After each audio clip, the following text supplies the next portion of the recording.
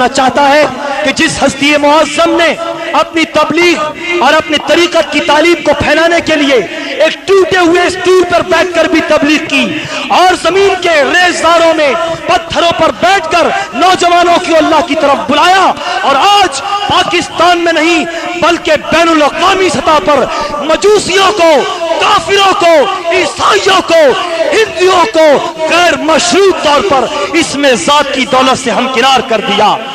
سماعت فرمائیے پیر و مرشد سرپرست و بانی انجمن سرفروشان اسلام قبلہ عالم محترم ریاض احمد گوہر شاہی صاحب کا خطاب استقبال فرمائے۔ تیرا شاہی میرا شاہی، دنیا پر ہے کس کی شاہی، عاشقوں کے دل کا ماہی، اور میرا ماہی تیرا ماہی۔ اعوذ باللہ من الشیطان الرجیم، بسم اللہ الرحمن الرحیم۔ عزیز ساتھیو، السلام علیکم۔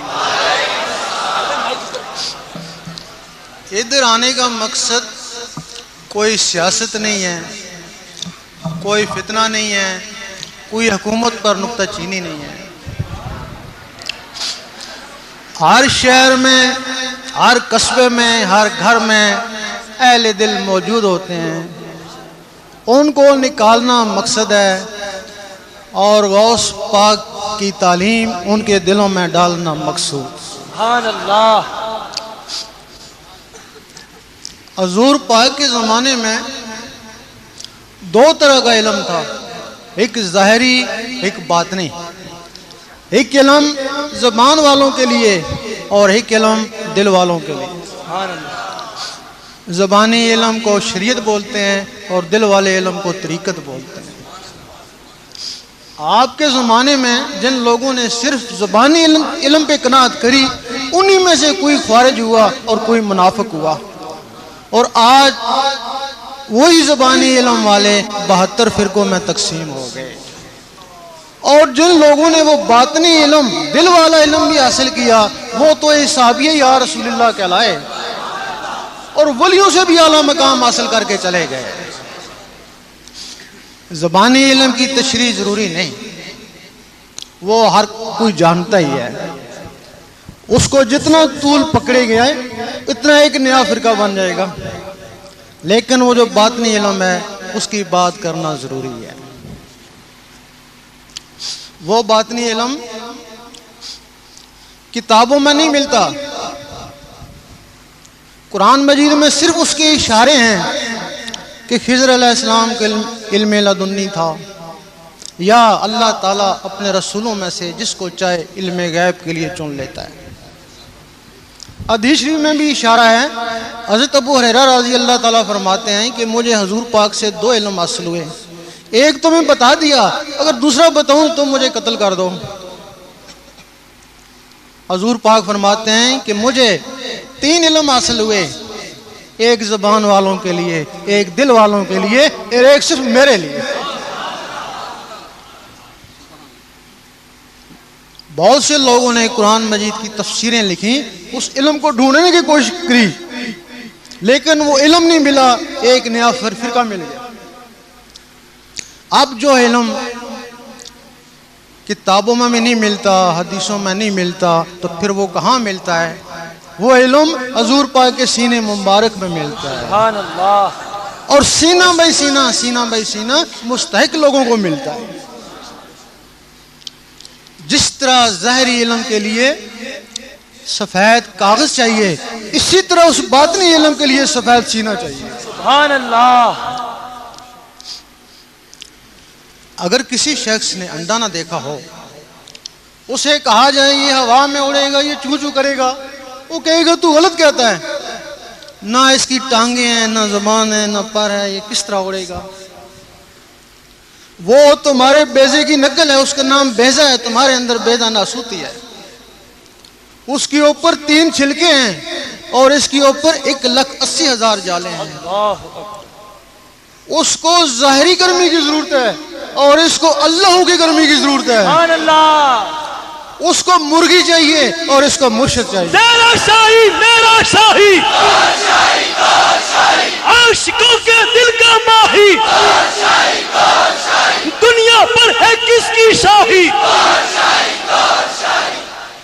بیضے کے اندر ایک چوزا بند ہے، دکھتا نہیں ہے لیکن ایک چوزا بند ہے، اور اس بیضہ ناسوتی کے اندر ایک فرشتہ بند ہے، سبحان اللہ، دکھتا نہیں ہے لیکن ایک فرشتہ بند ہے۔ جب وہ انڈا پھٹتا ہے، ایک چوزا نکلتا ہے، بغیر سکھے سکھائے چوں چوں کرتا ہے، اس کی فطرت ہے چوں چوں، اور جب یہ بیضہ ناسوتی پھٹتا ہے تو یہ بغیر سکھے سکھائے اللہ اللہ کرتا ہے، اللہ اللہ اس کی فطرت۔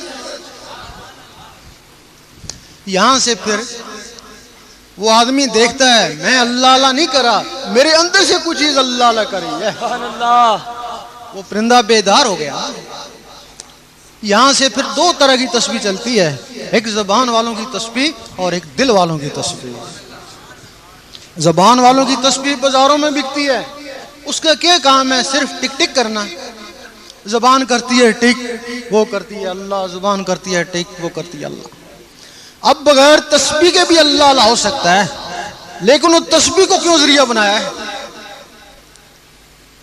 جس طرح بادل آپس میں ٹکراتے ہیں تو بجلی بنتی ہے، اسی طرح جب اللہ اللہ آپس میں ٹکراتا ہے تو نور بنتا ہے۔ سبحان اللہ، سبحان اللہ۔ لیکن اب رہا سوال کہ یہ نور عبادت ہے، روحانیت نہیں ہے، کیونکہ تسبیح بھی باہر ہے، اللہ اللہ بھی باہر ہے، اور جو نور بنا وہ بھی باہر ہے۔ اب ساری عمر تسبیح پڑھتے رہیں، عابد ہیں، روحانی نہیں ہو سکتے۔ سبحان اللہ، اسی طرح کی تسبیح تمہارے اندر ہے، وہ بھی ہر وقت ٹک ٹک کر رہی ہے، اس ٹک ٹک کے ساتھ یہ زبان اللہ اللہ نہیں کر سکتی، وہ جو اندر بیدار ہو چکا ہے وہ اس نے اللہ اللہ کرنی ہے۔ وہ ایک مخلوق ہے، اس گوشت کے لوتھڑے کا نام فواد ہے اور اس مخلوق کا نام قلب ہے۔ اب تم اس کے استاد بن گئے، 3 سال تک تم نے اس کے ساتھ اللہ اللہ ملائی کہ تیری تسبیح یہ ہے، کبھی ہٹی کبھی ملی، اور 3 سال کے بعد اتنا پختہ ہوگی کہ تم ڈٹ کر سوتے رہے اور وہ اللہ اللہ کرتا رہا۔ سبحان اللہ۔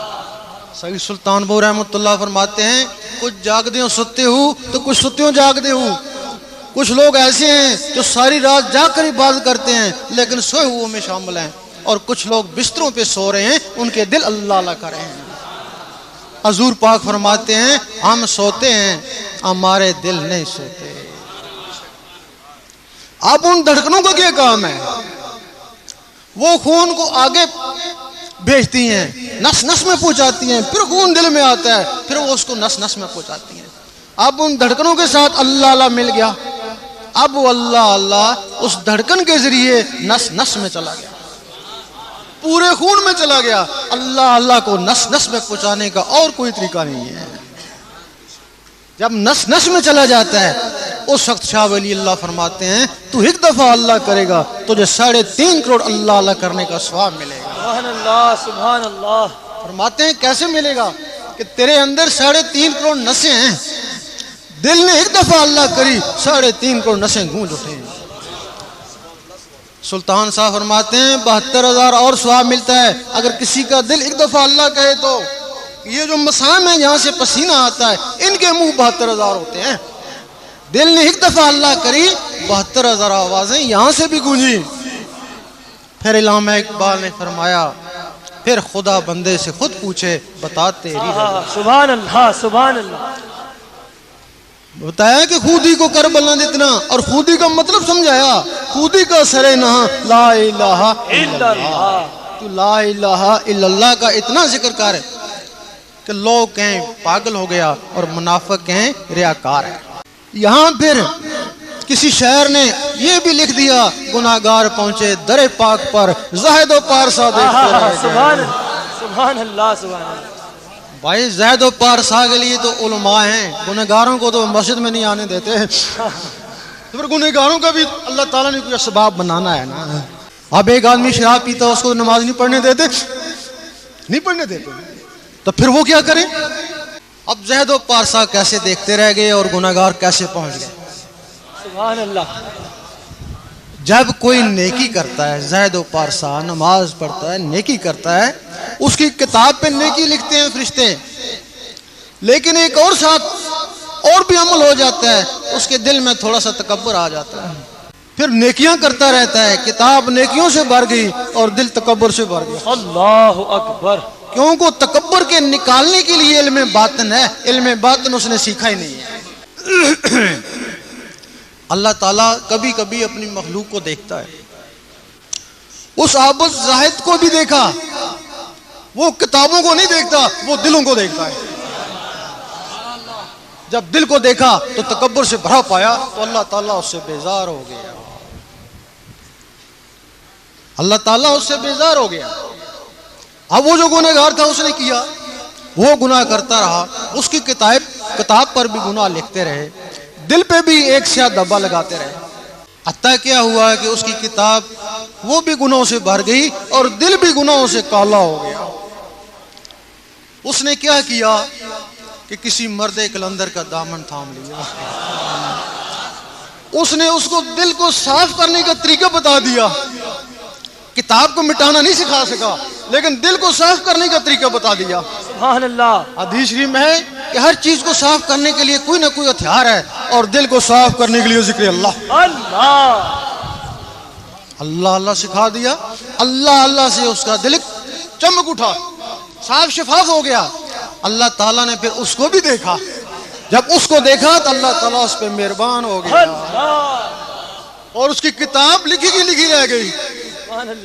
اور اللہ اللہ کرنے والوں میں ایک اور خاصیت بھی پیدا ہو جاتی ہے، کیونکہ اللہ تعالیٰ بہت سخی ہے اور اللہ اللہ کرنے والے بھی بہت سخی ہو جاتے ہیں۔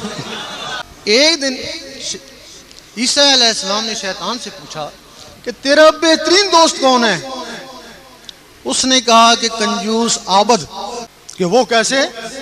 کہ اس کی عبادت کو اس کی کنجوسی رائیگاں کر دیتی ہے۔ تو تیرا سب سے بڑا دشمن کون ہے؟ اس نے کہا گنہگار سخی۔ کہ وہ کیسے؟ کہ اس کے گناہوں کو اس کی سخاوت جلا دیتی ہے۔ جب کسی کے دل میں نس نس میں نور چلا جاتا ہے اس کو پھر نور بولتے ہیں۔ کچھ لوگ تو حضور پاک کو بھی نور نہیں مانتے، لیکن جس کی نس نس میں نور چلا جائے وہی نور ہو جاتا ہے۔ اللہ اکبر، سبحان اللہ۔ اس سے پہلے تسبیح والے وہ مسلمان ہیں، وہ مومن نہیں کہلا سکتے، وہ مسلمان ہیں۔ مسلمانوں میں 72-73 فرقے ہیں، ایک دوسرے کو کافر منافق کہتے ہیں۔ مومن کی تشریح قرآن مجید میں ہے۔ اعراب نے کہا ہم ایمان لے آئے، اللہ تعالیٰ نے فرمایا نہیں، ان کو کہو صرف اسلام لائے۔ مومن تب بنو گے جب نور تمہارے دل میں اترے۔ سبحان اللہ۔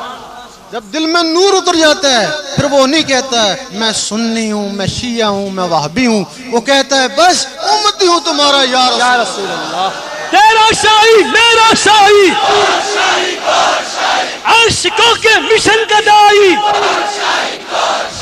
بن کے مست ملنگ رہیں گے، تیرے حکم پہ جان بھی دیں گے۔ جب عام آدمی اس اسٹیج پہ پہنچ جاتا ہے اس کو نور بولتے ہیں۔ اگر وہ عالم بھی ہے، ظاہری علم بھی ہے، تو اس کو نور علی النور بولتے ہیں۔ اور انہی کے لیے حضور پاک نے فرمایا ہے کہ میرے عالم بنی اسرائیل کی نبیوں کی مانند ہوں گے، اور واقعی ان کی توہین دین اسلام کی توہین، کیونکہ جو علم کا تعلق دل سے ہے، جب وہ بولتا ہے دماغ سے دل میں آتا ہے، دل میں نور ہے، وہ علم بھی نور بن گیا۔ اگر دل میں نور نہیں ہے تو پھر فسق و فجور ہے۔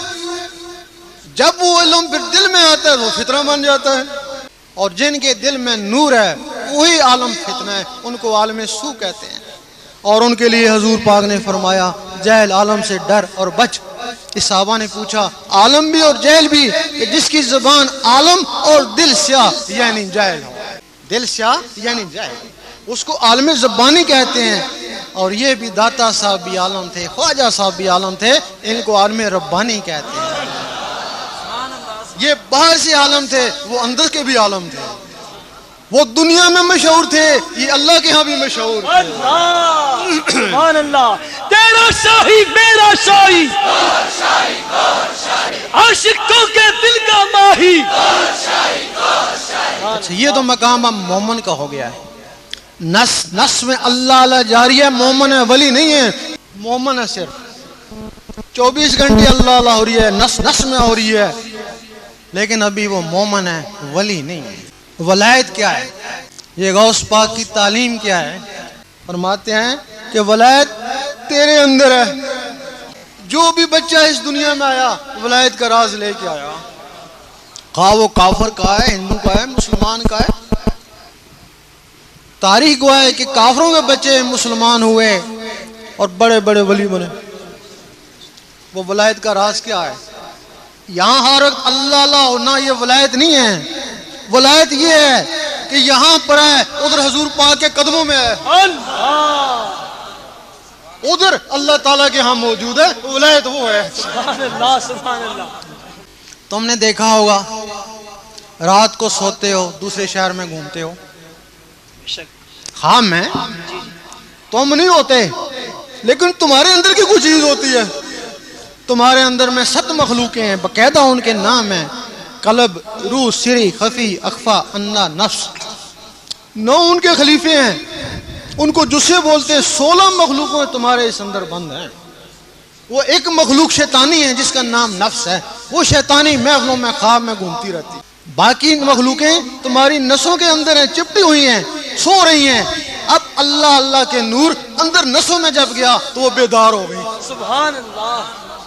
جب وہ بیدار ہو گئی، 3 سال تک تم نے ان کو اللہ اللہ کرائی، 3 سال کے بعد تم ڈٹ کر سوتے رہے، وہ اللہ اللہ کرتے رہے۔ ان کی خوراک گوشت روٹی نہیں ہے، ان کی خوراک اللہ کا نور ہے۔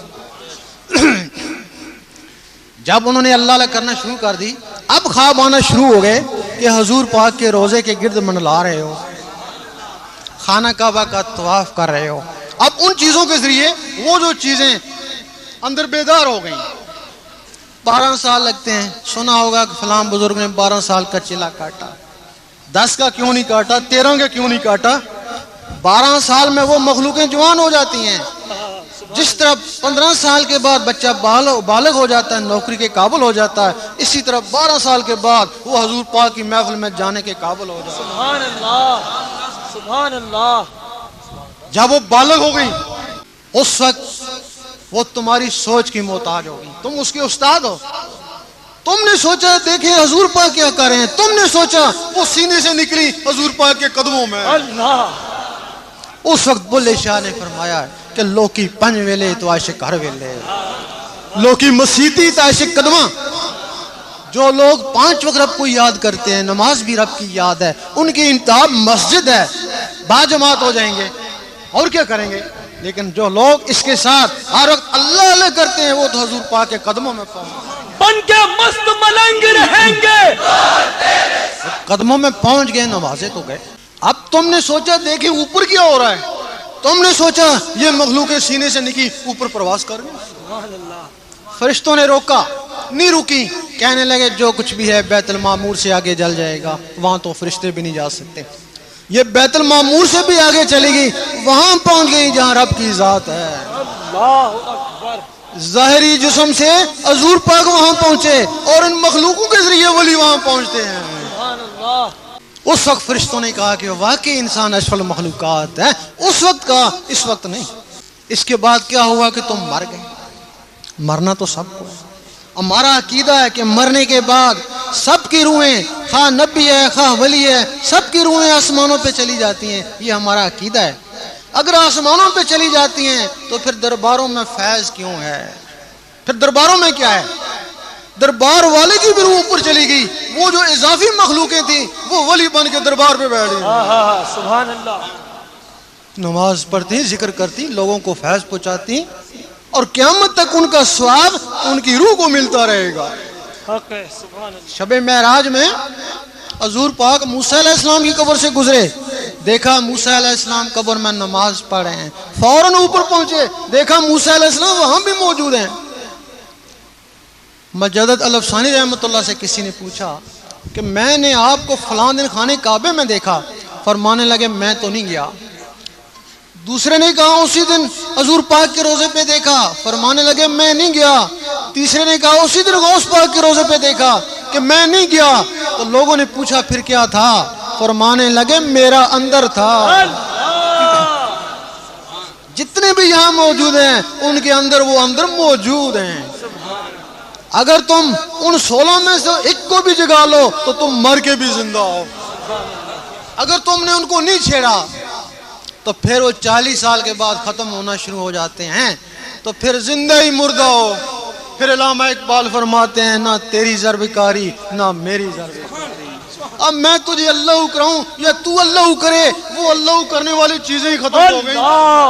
اب کیا ہے؟ غوث پاک کی ایک وقت میں 9 آدمی نے دعوت پکائی, سنا ہوگا. 9 کے گھر جا کے کھانا کھایا. بعض لوگ تو کہتے ہیں کیسے ناممکن ہے. جو ان کو ماننے چاہنے والے ہیں وہ کہتے ہیں ایسا ضرور ہوا ہے. پتہ ان کو بھی نہیں کیسے ہوا. وہ کہتے ہیں ان کی کرامت ہوگی. بھئی کرامت کا بھی کوئی سبب ہوتے ہیں نا. غوث پاک کا جسم مبارک مسجد میں مؤذن کے پاس تھا, اور وہ جسم کے اندر کی مخلوقیں ادھر جا کے کھانا کھا رہی تھیں. جو کام جن اور فرشتے کر سکتے ہیں وہی کام وہ مخلوقیں کر سکتی ہیں. اب اگر انہوں نے کھانا کھایا ہوگا, بیٹھی بھی ہوں گی, اٹھی بھی ہوں گی, باتیں بھی کری ہوں گی. جس میں اٹھنے بیٹھنے باتوں کی طاقت ہے, نماز میں یہی کچھ ہے. ہو سکتا ہے ان کی نماز خانہ کعبہ میں ہوتی ہو. اور وہ جو کہتے ہیں کہ درویش کی نماز عرش مولا میں ہوتی ہے, کہتے ہیں نا وہ جسم عرش مولا میں نہیں جاتا, وہ جسم کے اندر کی چیزیں عرش مولا میں جاتی ہیں. اور ثواب کس کو ملتا ہے؟ جس کی ہے. اب غوث پاک کا جسم مبارک مسجد میں تھا تو وہ آزاد تھی, وہی جسم مبارک قبر میں چلا گیا تب بھی وہ آزاد ہے, اور آج تک لوگوں کو فیض پہنچا رہی ہیں. اب وہ دل کی صفائی کے بہت سے طریقے ہیں, لیکن جو اس امت کو طریقہ ملا وہ کسی نبی کو بھی نہیں ملا. موسیٰ علیہ السلام یا رحمانوں کا صفاتی ذکر کرتے اور ان کی امت بھی یا رحمانوں کا ذکر کرتی. عیسیٰ علیہ السلام یا قدوسوں کا, سلیمان علیہ السلام یا وہابوں کا, داؤد علیہ السلام یا ودودوں کا. باقی نبی اپنے اولو العزم مرسل کا کلمہ پڑھتے. ایک دن موسیٰ علیہ السلام نے کہا اے اللہ دیدار دے. جواب آیا تاب نہیں ہے. سوچنے لگے کسی میں تاب ہوگی. جواب آیا ایک میرا حبیب اور اس کی امت. موسیٰ علیہ السلام کو جلال آ گیا, میں نبی ہو کے ایک امتی کے برابر نہیں, جلوہ دے دیکھی جائے گی. جلوہ پڑا, موسیٰ علیہ السلام بے ہوش ہو گئے. کیا وجہ ہے کہ موسیٰ علیہ السلام اس دنیا میں کو طور میں بے ہوش ہوئے اور حضور پاک سامنے جا کے مسکرا رہے ہیں؟ اللہ اکبر. کچھ تو وجہ ہوگی. موسیٰ علیہ السلام کے جسم میں یا رحمانوں کا صفاتی نور تھا, ذات کی تاب نہ لا سکا. حضور پاک کے جسم میں اس میں ذات کا ذاتی نور تھا, ذات کے سامنے مسکرایا. سبحان اللہ سبحان اللہ. اور حضور پاک کے طفیل وہ اسم اس امت کو ملا, تب اس کو فضیلت ہوئی. امت اس سے ڈرتی ہے یا محروم ہے. ایک حدیث میں کہ قیامت کے دن امتوں کی پہچان نور سے ہوگی. تمہارے شکل کے کئی آدمی ہوں گے, آئیں گے, آ چکے ہوں گے, نام کے بھی نہیں. یہ یا رحمانوں سے چمک رہے ہیں موسیٰ علیہ السلام کی امت, یہ یا ودودوں سے چمک رہے ہیں داؤد علیہ السلام کی امت, اور یہ جو اللہ سے چمک رہی ہے حضور پاک کی امت. تیرا شاہی میرا شاہی, اور دنیا پر ہے کس کی شاہی, اور دین نبی کا سچا دائی